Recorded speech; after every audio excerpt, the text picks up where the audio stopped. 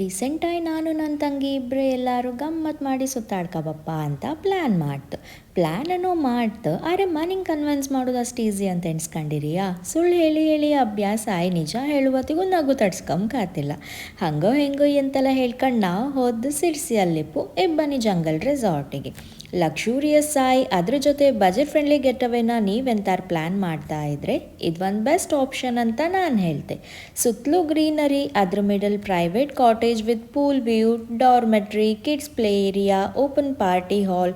ಹಾಗೆ ಫುಡ್ ಬಗ್ಗೆ ಹೇಳೋದಾದರೆ veg and non veg option ಕೂಡ ಇತ್ತು.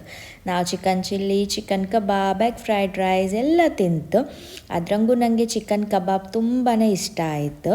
ನೇಚರ್ ಮಿಡಲಲ್ಲಿ ನಮ್ಮ ಫ್ಯಾಮಿಲಿ ಆ್ಯಂಡ್ ಫ್ರೆಂಡ್ಸ್ ಜೊತೆಗೆ ಟೈಮ್ ಸ್ಪೆಂಡ್ ಮಾಡೋಕ್ಕೆ ಯಾರಿಗಿಷ್ಟ ಆಗ್ತಿಲ್ಲ. ಹಾಗೆ ನೀವೆಂಥರು ನೆಕ್ಸ್ಟ್ ವೆಕೇಷನ್ನ ಪ್ಲ್ಯಾನ್ ಮಾಡ್ತಾ ಇದ್ದರೆ ಇದನ್ನು ಒಂದು ಸತಿ ಚೆಕ್ ಮಾಡಿ. ವಿಡಿಯೋ ಇಷ್ಟ ಆದರೆ ಪ್ಲೀಸ್ ಒಂದು ಲೈಕ್ ಮಾಡಿ. ಬಾಯ್.